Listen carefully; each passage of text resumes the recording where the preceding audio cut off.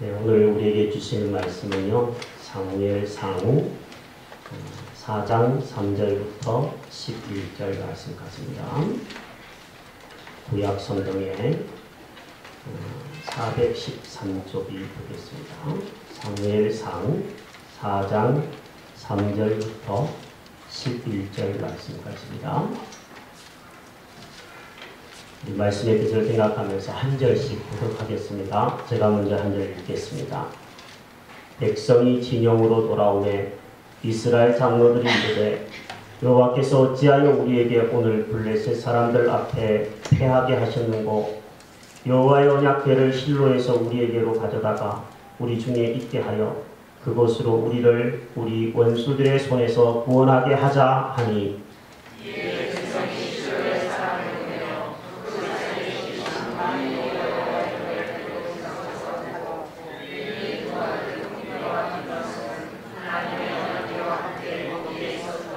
여호와의 언약궤가 진영에 들어올 때에 온 이스라엘이 큰 소리로 외치매 땅이 울린지라.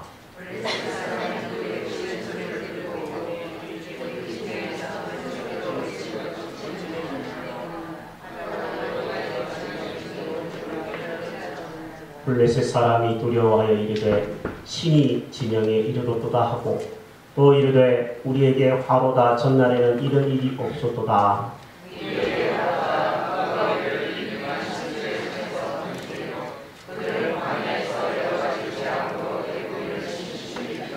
너희 블레셋 사람들아 강하게 되며 대장부가 되라. 너희가 이 우리 사람의 종이 되기를 그들이 너희의 종이 되었던 것 같이 되지 말고 대장부 같이 되어 싸우라 하고 블레셋 사람들이 쳤더니 이스라엘이 패하여 각기 장막으로 도망하였고 사륙이 심히 커서 이스라엘 공에 엎드러진 자가 300명이었습니다. 같이 하나님의 때는 빼앗겼고 엘리의 두 아들 홈리와 비나스는 죽임을 당하였더라. 아멘. 오늘 말씀을 전해주실 목사님은요, 하평교회의 주영환 목사님이십니다. 청년부를 담당하여 섬기는 목사님이 오늘 오셔서 한 달 동안 안식월을 가지는 셋째 주일에 말씀을 전해주시게 되셨습니다. 박수로 한번 환영하겠습니다.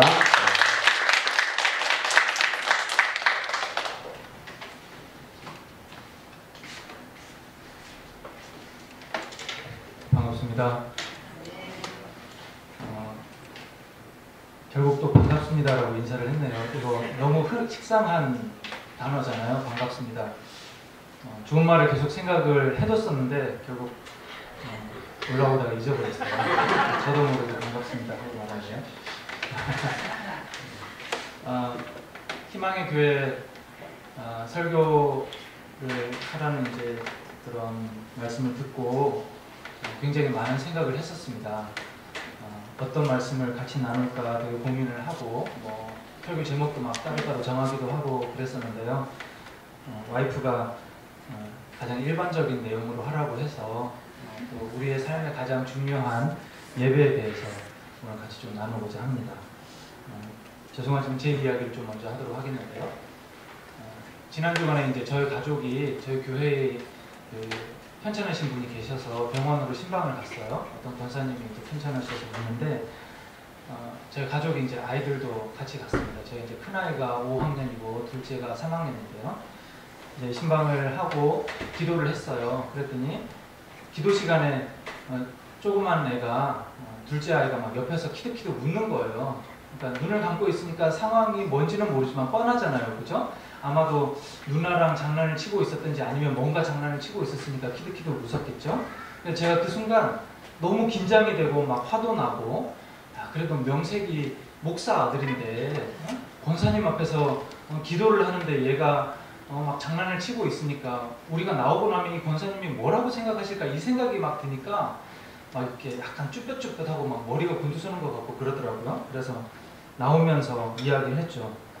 야, 아무리 네 신앙은 네 신앙이지만 그래도 목사 아들인데 너 정말 네가 하나님을 사랑하는지 돌이켜보라고. 앞으로 너 중학교 고등학교 가면 절대 교회 다니든지 말든지 내가 상관은 하지 않겠지만 하나님의 사랑에 대해서 너 혼자 막 그렇게 초등학교 3학년짜리한테 막 커버가 됐죠. 그랬더니 5학년짜리 누나가 이제 옆에 있다가 그 불똥이 자기한테 뛸까봐 저는 장난 안 쳤는데 옆에서 얘가 계속 장난을 걸었어요. 막 이런 이야기를 하더라고요. 제가 그래서 제 삶을 좀 돌이켜 봤습니다. 그랬더니 저는 좀 더 심했던 것 같아요. 저도 저희 아버지도 지금도 목회를 하시거든요. 시골에서 이제 목회를 계속 하셨었는데 시골 교회다 보니까 이렇게 대예배 인원이 썩 많지는 않았었어요. 그러다가 초등학교를 딱 졸업하자마자 아버지가 저에게 굉장히 큰 특권을 주시는 것처럼 영관아, 너도 이제 다음 주부터는 대예배 드려라. 저한테는 얼마나 청천벽력이에요, 그죠? 중고등부 예배 따로 있고, 다른 애들은 그 시간에 다 막 놀고 또 재밌는 프로도 엄청나게 많이 하는데 왜 굳이 저한테 대예배를 아니나 다를까 막 가서 너무 재미가 없는 거예요. 저희 아버지도 이렇게 목소리가 좀 굉장히 잔잔하시고 굉장히 이렇게 뭐라 그럴까 그런 은사가 있어요. 좀 재우는. 그래서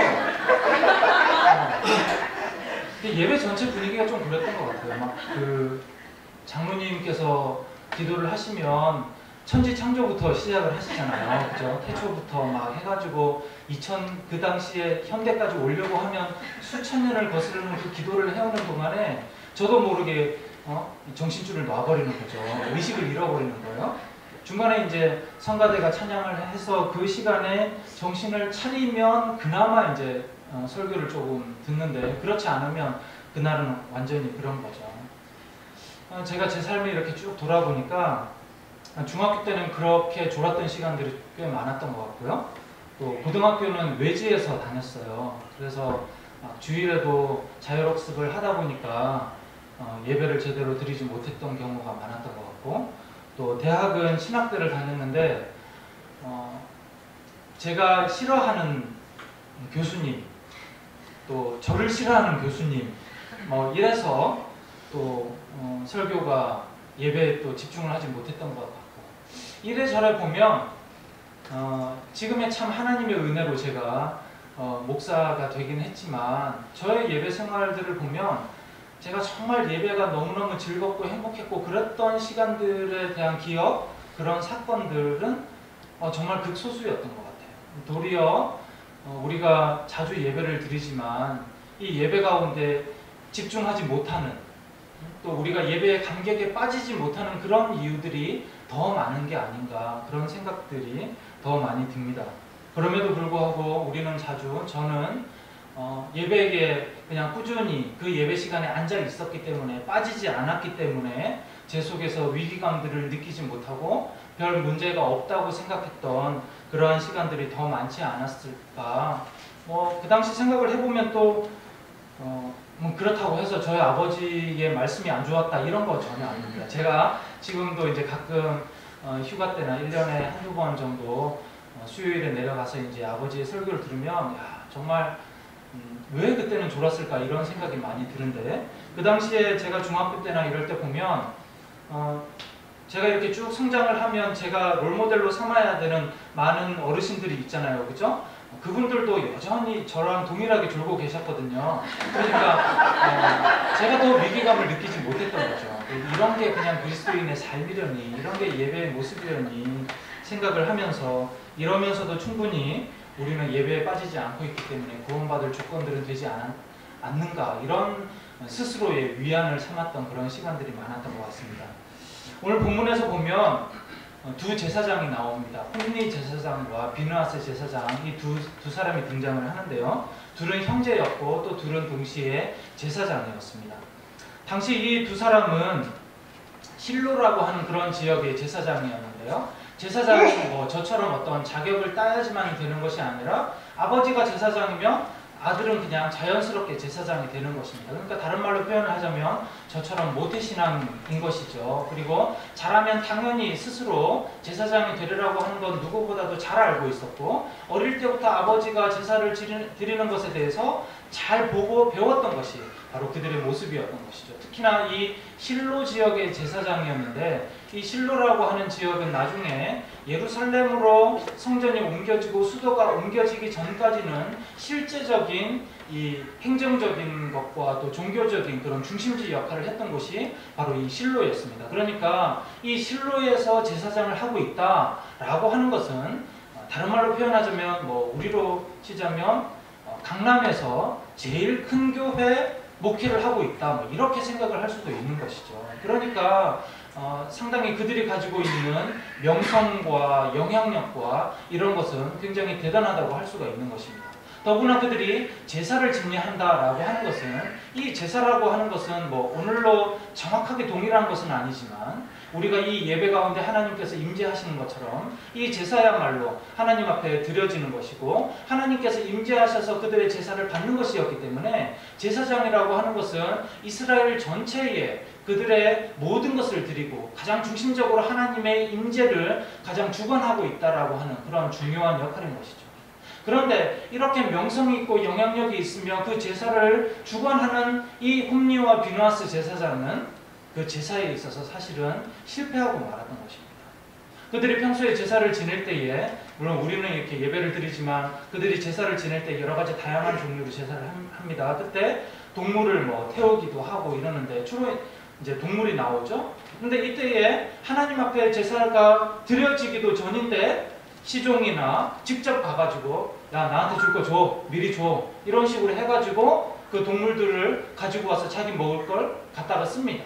그러면 이스라엘 사람들이 아니 아직 제사 지내지도 않았는데 왜 벌써 이런 식으로 합니까? 라고 이야기를 하면 괜찮아, 내가 하니까 지금 주지 않으면 내가 강제적으로 뺏을 거야, 이런 식으로 하면서 그들의 제사가 망가져 있을 뿐만 아니라 이스라엘 사람들의 제사까지도 망쳐버리는 그런 모습들이 그들에게 나타났던 것이죠. 오늘 우리가 읽었던 이 본문에서 또 하나의 사건이 등장을 합니다. 당시 이스라엘 사람들은 자주 블레셋과 전투를 벌였습니다. 그런데 전투가 열세에 몰리자 이스라엘 사람들이 생각을 할 때에 야, 우리가 제사장을 불러서 법궤를 가져오도록 하자. 이 법궤라고 하는 것은, 이 법궤 속에는 십계명 돌판과 또 모세의 지팡이와 만나가 그 가운데 들어 있습니다. 이 법궤 역시도 동일하게 하나님의 임재를 상징을 하는 것이죠. 광야 생활을 할 때에 법궤가 가장 먼저 출발을 하면 그 가운데 그 뒤를 따라서 이스라엘 백성들이 따라서 가게 되고, 또 법궤를 포함해서 성막이 그 가운데 가만히 있게 되면 몇 개월이고 몇 년이고 간에 이스라엘 모든 사람들이 그 가운데 머물러 있는 것이 그들의 모습이었습니다. 그러니까 이 법궤야말로 하나님의 임재를 상징하는 가장 중요한 그런 소도구랄까요? 기자재랄까요? 그런 중요한 것이었죠. 그러니까 이스라엘 사람들이 생각을 할 때 야, 지금 우리가 블레셋과 전투에서 지고 있는데 제사장들이 법궤를 가지고 온다면 하나님께서 와서 그들의 전투를 이기게 하실 것이다, 이렇게 기대를 했던 것이죠. 그래서 홈리와 비누아스 제사장 역시도 동일하게 그런 생각들을 했고, 그래서 법궤를 메고 나타납니다. 그러니까 지금 이제 싸움을 하다가 양 진영이 대치를 합니다. 약간 정도 지금 정전 상태에 있는데 한쪽에 이스라엘 백성들이 열세에 몰리고 있다가 갑자기 이스라엘 진영에서 엄청나게 막 소리를 지르고 난리가 났습니다. 환호성을 지릅니다. 법궤가 등장을 한 것이죠. 나타난 것이죠. 야, 이제 이 전투는 우리가 이겼다. 하나님께서 우리와 함께 하실 것이다. 하나님께서 우리를 이기게 하실 것이다. 이런 기대를 했던 것이죠. 블레셋 쪽에서도 난리가 났습니다. 이게 지금 도대체 무슨 상황이냐? 왜 저 사람들이 갑자기 환호성을 지르고 지금 막 난리가 났냐? 보니까 야, 그들의 신이 왔나 보다. 그들의 신, 이스라엘을 그 광야 가운데서 가나안에서 많은 사람들을 이겼던 그 신이 그들에게 함께 왔나 보다. 이제 우리는 큰일이 났구나. 어떻게 하면 저들의 종이 되지 않을까? 이런 양쪽 진영의 엄청난 분위기가 달라지게 되는 것이죠. 이 법궤는 그 정도의 힘이 있는 것입니다. 그런데 막상 전투를 해서 보니까 그들의 기대나 예상과는 정반대로 이스라엘은 전투에서 완전히 완패를 당하고 그날 죽은 전사자만 해서 3만 명에 이르는 것이죠. 즉 다시 표현을 하자면 하나님의 임재를 상징하는 법궤를 가져다 놨지만 하나님께서 그들과 함께 하시지 않았던 것이죠.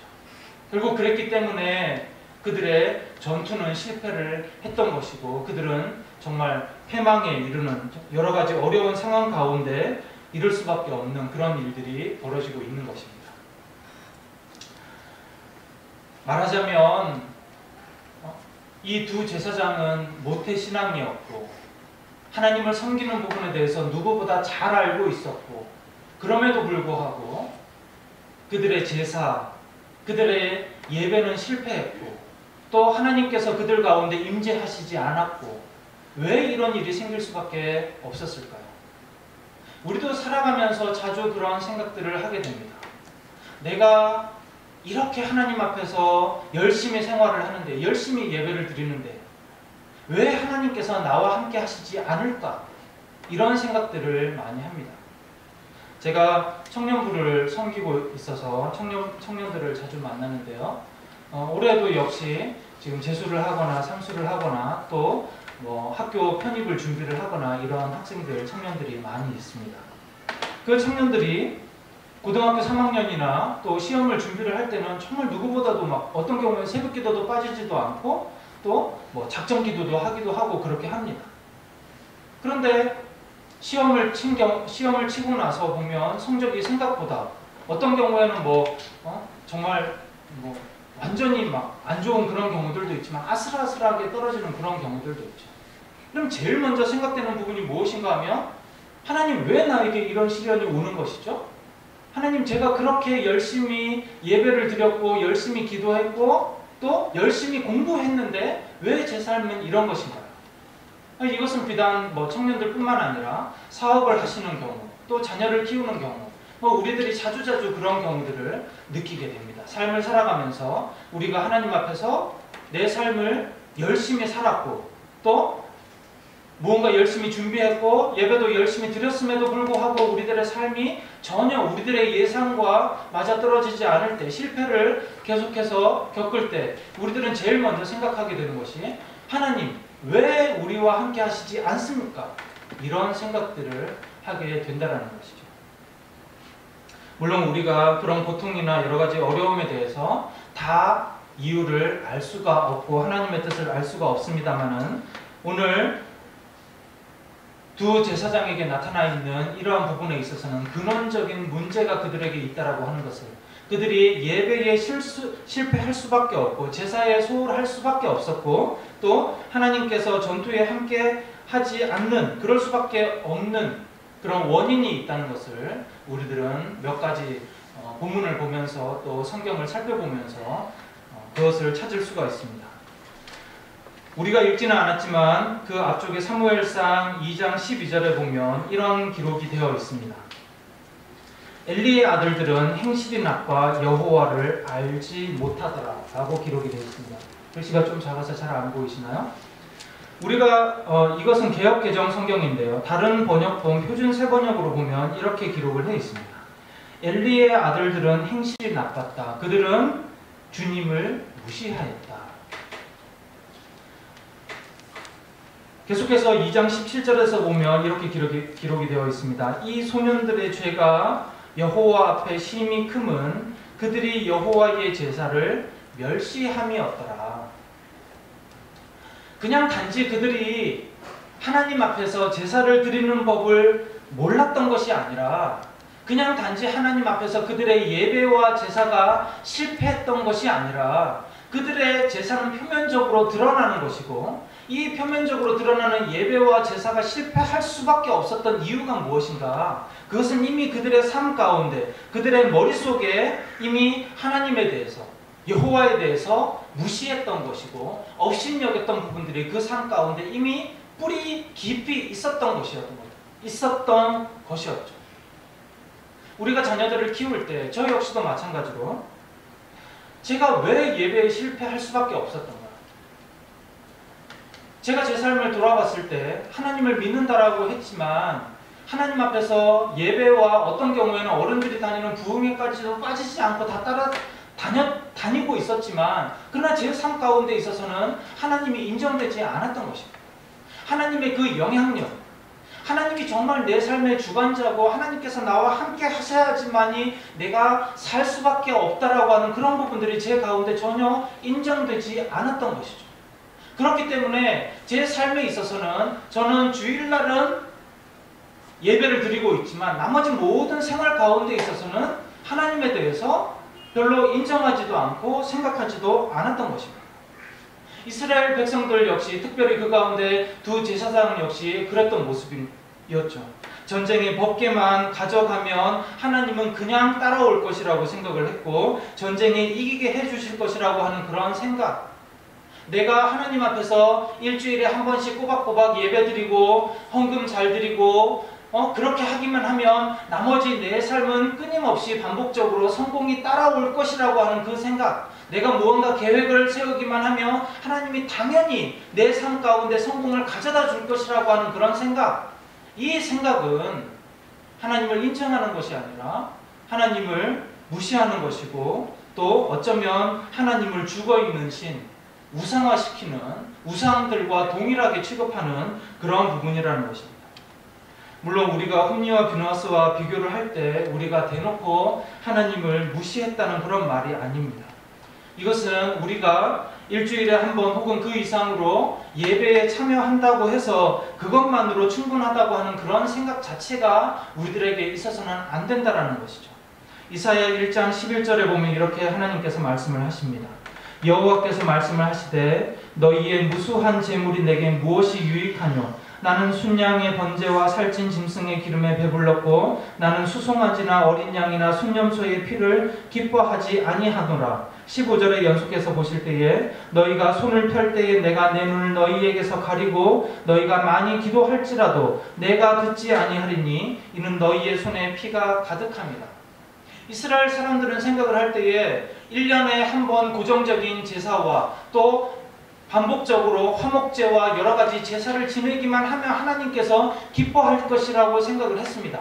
당연히 전쟁을 하거나 여러 가지 자신들의 삶 가운데 일어나는 삶들이 성공으로 귀결될 것이라고 생각을 했습니다. 그러나 하나님께서는 그러지 않았던 것이죠. 그들의 기도에 대해서, 제사에 대해서 하나님께서 받으시지 않는다는 것입니다. 어떤 경우에 하나님께서 그들의 제사를 역겹다라고까지 이야기를 하는 것이죠. 우리는 자주 생각할 때에 예배 자체에만 집중을 합니다. 아, 오늘 예배 너무 좋았어. 찬양이 너무 감동적이었어. 오늘 간정이 너무 좋았어. 정말 오늘 목사님 설교 정말 좋지 않았어? 와, 정말 어떻게 막 내 삶을 누가 이야기한 것 같아. 막 내 가슴에 정말 비수가 막 박히는 것처럼, 와, 정말 놀라웠어. 예배의 감격에만 우리가 집중을 하고 예배에 정말 실패했느냐 성공했느냐 이거에만 집중을 하지만, 그러나 정작 우리들의 예배는 예배당 안에서 결정되는 것이 아니라 예배의 횟수에 따라서 달라지는 것이 아니라 이미 예배당을 들어오기 이전에 우리의 삶 가운데서 이미 결정된다는 것입니다. 우리들의 머릿속의 생각 속에서, 우리들의 삶의 방식 속에서, 방법 속에서 하나님에 대해서 어떻게 생각하고 있는지, 하나님의 말씀을 따라서 어떻게 살아가고 있는지가 우리들의 예배를 결정을 하는 것이죠.